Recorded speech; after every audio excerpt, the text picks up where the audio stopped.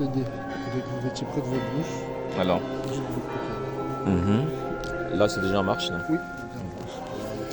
Alors, l'une des premières armes pour lutter contre la criminalité, mais de façon personnelle, il faut s'employer à la prière, puisque de toute façon les Écritures nous recommandent que par la prière, on peut réussir à vaincre beaucoup de choses qui nous contrarient, beaucoup de choses qui pour nous ne sont pas évidemment l'esprit de l'Évangile. Et Jésus lui-même, à maintes occasions, dans les différents évangiles que nous parcourons au quotidien, nous enseigne qu'avec la prière, nous pouvons obtenir beaucoup de choses. Alors, pour faire reculer les frontières de la cruauté, de la criminalité qui n'appartiennent pas du tout à la civilisation humaine, qui sont plutôt la manifestation de ce côté négatif de l'être humain, l'absence de beaucoup plus d'humanité, il faut prier. Et le Christ en donne l'exemple dans l'évangile de Matthieu en disant « Quand 2 ou 3 sont réunis en mon nom, je suis là au milieu d'eux. » Alors, il faut d'abord demander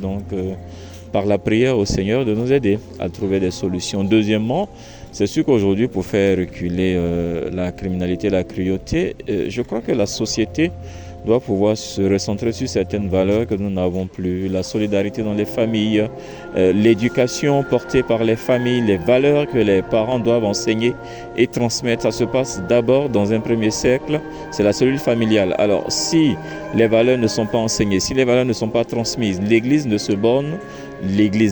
se borne qu'à donner de l'instruction.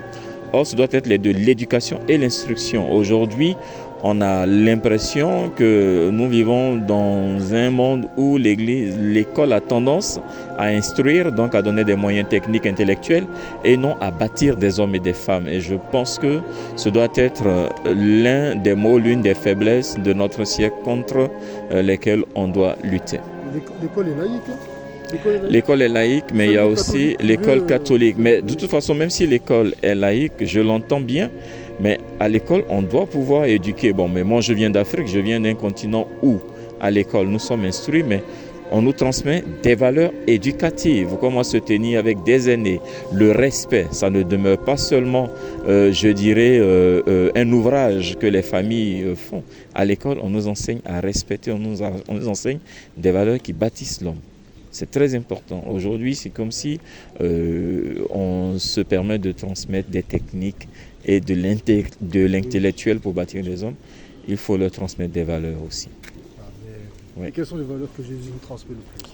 Alors, Jésus, évidemment, le plus grand qui est même sa personne, qui est la personnification de Dieu, c'est l'amour. Alors, on est encouragé à vivre davantage l'amour. De toute façon, tout se résume à là. Celui qui est conscient qu'il doit toujours offrir de l'amour à l'image de Jésus-Christ, il offre de l'amour pour être solidaire, il offre de l'amour pour être dans le partage, et il offre de l'amour pour être dans l'ouverture, dans l'accueil de l'autre, dans la compréhension de la différence.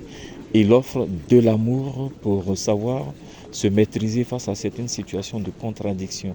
Il offre de l'amour pour pouvoir accorder aussi de la valeur et de la vérité à l'autre. Et en Jésus, j'ai presque envie de dire, les races deviennent multiples pour s'enrichir et non pour qu'il y ait des races supérieures et des races inférieures. C'était Christophe Colomb l'Esclavie. Bon, voilà. D'accord. Et vous avez une petite technique pour la prière. Est-ce que la prière consiste seulement à répéter le Notre Père? Non, la prière ne consiste pas seulement à réciter le Notre Père. Là, nous sommes sur le site de Lourdes où, tout en faisant le Notre Père, nous multiplions les Ave Maria pour justement dire que nous sommes fixés sur Dieu, le Créateur de toutes choses, celui qui nous sauve par son Fils Jésus-Christ, qui nous donne la force de vivre chaque jour par l'Esprit Saint.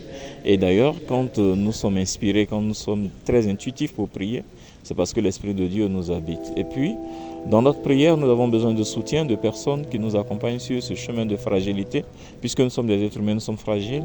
Et donc, évidemment, ici à Lourdes, nous nous associons l'aide précieuse, le soutien précieux de la Vierge Marie, qui nous aide à prier, qui nous accompagne sur ce chemin d'une expérience fabuleuse, d'une expérience extraordinaire, mais sur lequel il faut perdurer parce que la prière, comme j'aime le dire, selon mon entendement des choses, la prière, c'est pas faire des demandes magiques. La prière, c'est rentrer dans un processus d'amour, de dialogue avec Dieu pour davantage le connaître et l'aimer. Et quand on l'aime, on sait comment lui parler. Quand on l'aime, on sait comment lui faire confiance et comment obtenir de lui ce qui est essentiel pour notre vie. Bon, on va essayer de prier selon la parole de Dieu. Voilà, C'est c'est le ça. niveau le plus haut. Ben oui, exactement. Selon la volonté de Dieu. Il faut prier toujours selon la volonté de Dieu et lui demander que sa volonté s'accomplisse. C'est pour ça qu'on récite ça. Alors justement, en le faisant, on est dans une grande dynamique de foi. Croire en Dieu, lui faire confiance jusqu'au bout, malgré l'épreuve ou la difficulté qui peut perdurer, mais on ne perd pas courage, on continue de lui faire confiance. Oui. Voilà. Merci à vous, soyez bénis.